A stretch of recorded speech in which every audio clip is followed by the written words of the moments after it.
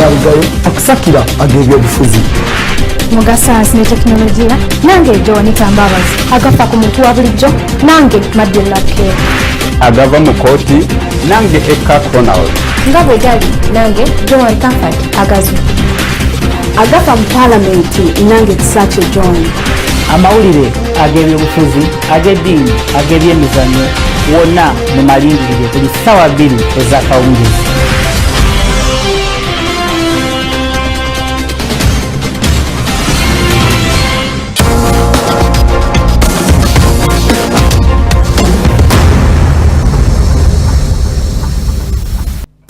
Weewaawo ababaka mu lukiiko lw'eggwanga bakyagenda mu maaso n'okusunsulamu baminisita abajja ng'olwaleero baminisita 3 be basunsuddwa.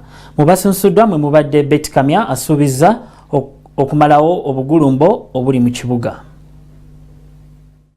Baminisita 30 be basunsuddwa olunaku lwaleero nga kati abakasunsulwamu bali 46.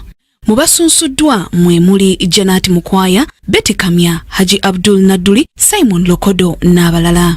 Oluvannyuma lw'okusunsulwamu betwogeddeko nabo boogedde bye bagenda okukola singa babeera bayiseemu.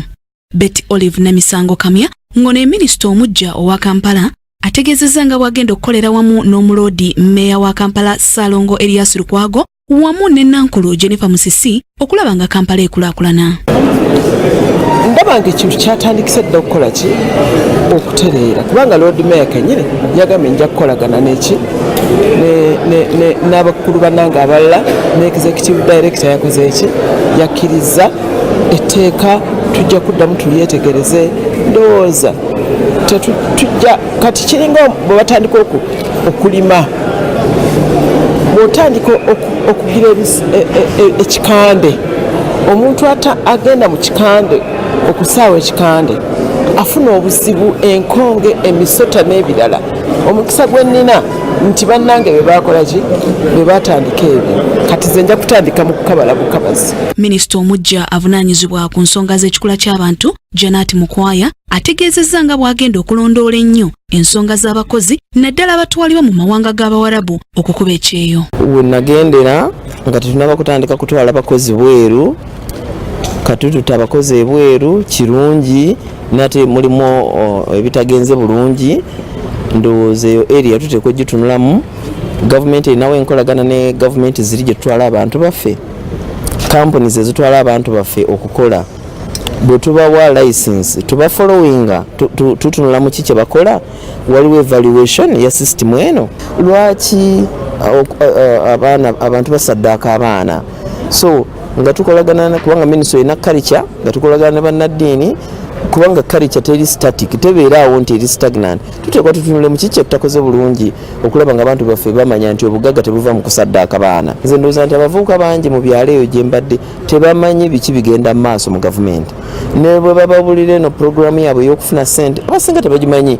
Mulimu abajagujagu abamanya ne bakola bu group ne bafuna ssente ne twetaaga massive advocacy abavubuka bamanyi. Nze ndowooza nti katugende tulabe emyaka gye maze nga siri mu genda ne bannange bakoze tujja kutula ne bannange bampadde baminisita nvuumuulo obwongo obwo butunaabugata n'ebibaddewo ndowooza the sky is the limit. Ate minisita avunaanyizibwa ku by'ensimbi n'okuteekerateekera eggwanga Matiya Kasaija naye ayisiddwa mu kakungunta n'asuubiza nga bw'agenda okwongera okunyweza ebyenfuna by'eggwanga. Singa baba nsembye mukama wange nankonfaminga ekikulu ennyo kwe kulaba nti ebyenfuna y'eggwanga lino byongera okugaziwa ku sipiidi nate. So njagala ebyenfuna mu Uganda bigaziwe tusobole okufunira emirimu abaana baffe abava mu masomero ne mu universities. Baminisita 79 be bagenda okusunsulwa ng'era omukolo guno gwa kukomekkerezebwa olunaku lw'enkya olwo abanaayitamu balayizibwe mu butongole ng'abakozi ba gavumenti. Okusunsula kw'abaminisita kuyingidde olunaku olwokubiri ng'era abamu ku baminisita basunsuddwa mwe muli ne Janet Mukwaya ono amaze emyaka 5 nga tali mu byabufuzi. Ategeezezza nti minisitule gye bamuwadde ey'ensonga z'ekikula ky'abantu agenda kukola ku kunoonyereza ku baana abagenda ebweru w'eggwanga ne batuuka eyo ne babonyaabonyezebwa. Kisaakye Joan, Kingdom TV amalingiriro.